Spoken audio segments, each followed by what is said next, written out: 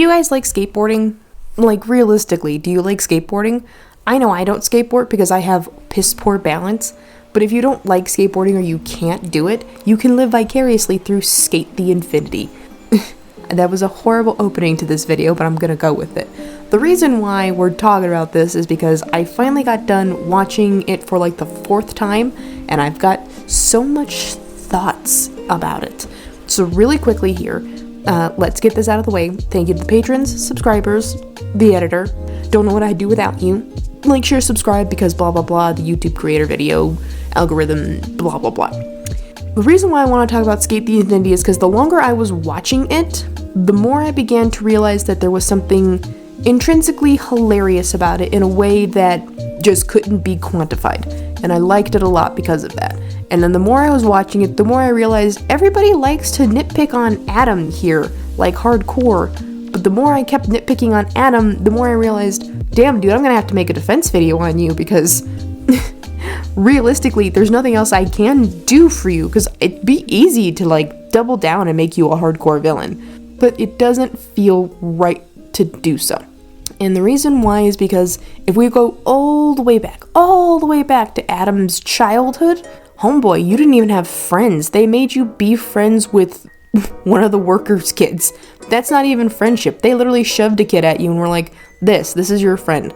And when you went out to go learn more fun and exciting things, like skateboarding, they got rid of your skateboard because it's improper for the young master to skateboard.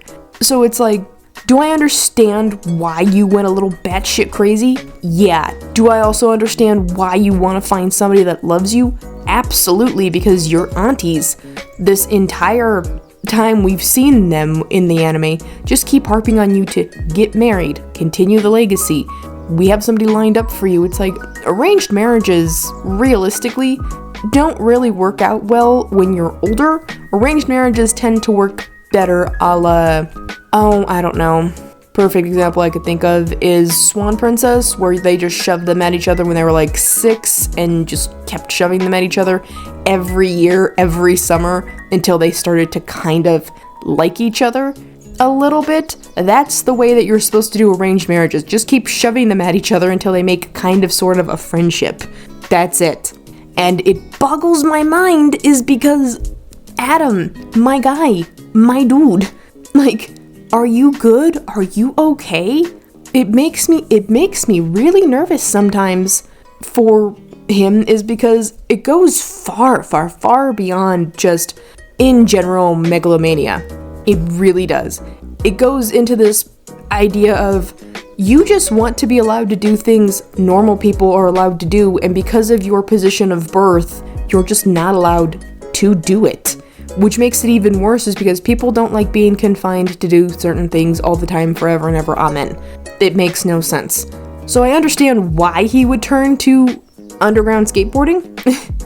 Realistically, I understand why he would turn to underground skateboarding, but, and I cannot stress this enough, but, hey dude, probably not a good idea to clock a kid with a skateboard while he's doing at least 45 downhill. Like, I'm amazed Reki only got away with like a busted arm and like maybe a busted nose. That should have maybe done more damage to him, but it's also anime, so we will allow it. Adam, I feel, on a personal level, if he had been allowed to express himself and explore more organically with stuff, he probably wouldn't have turned out, well, he probably would have still become eccentric, but he probably wouldn't have turned out as eccentrically crazy. So it boggles my mind that this is the hill onto which we choose to die. But it also does make sense that this is the hill on which he chose to die, is because if this is the only thing that he gets to have that is just his, yes, he doesn't want anybody else interrupting his honestly creepy watching of people skateboarding, but he doesn't want people to bother him while he's enjoying his thing, right? I don't want you to bother me while I'm doing the thing I particularly like. And technically speaking, skateboarding isn't even illegal. Okay, I need to backtrack on this, right? Certain things in other countries are illegal, but not for the way people think. It's illegal because of, like, certain stereotypes. So, like, in America, right? It's not illegal to skateboard here. You just have to skateboard in certain places, down the streets, and all that stuff. But in Japan, right, even though skateboards are not specifically mentioned by name in the law, there is a national law banning roller skating and other such acts on streets, is because you're causing a public nuisance, basically. So technically speaking, in Japan, where this anime takes place, yes, it is on a technicality illegal, kind of a little bit. So the fact that it's underground skating that can get them in trouble, which it does in one episode, the cops get called on them. That is a thing here. So if you ever come to Japan, right, when you see people on bikes usually are on the street in their designated biking zone, because that's allowed. But there's nobody going around on like rollerblades and skateboards, unless you go to one very specific restaurant in Japan where the waitresses wear rollerblades as they zoom around.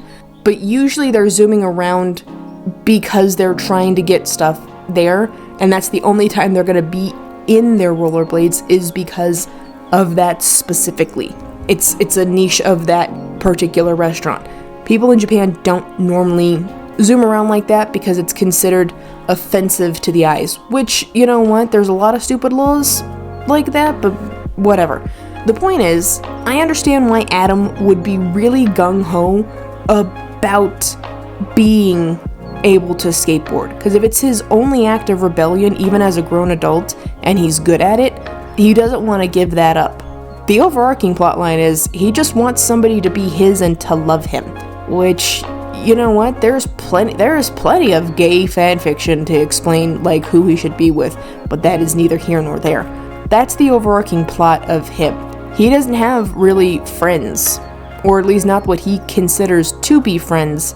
So it's understandable why he became quote-unquote the villain of this anime, but I feel like it's being really mean to call him that.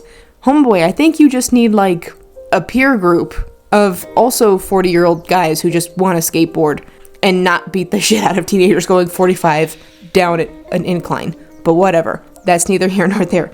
The point is, I can defend Skate the Infinity, I can even nitpick it to death with people I want to like oppose in it, but I can't oppose Adam in this, is because, nope, I understand why you're going through it. Realistically, I really do.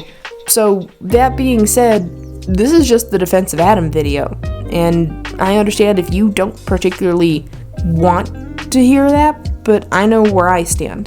Thank you for coming. Have a wonderful rest of your day. Bye.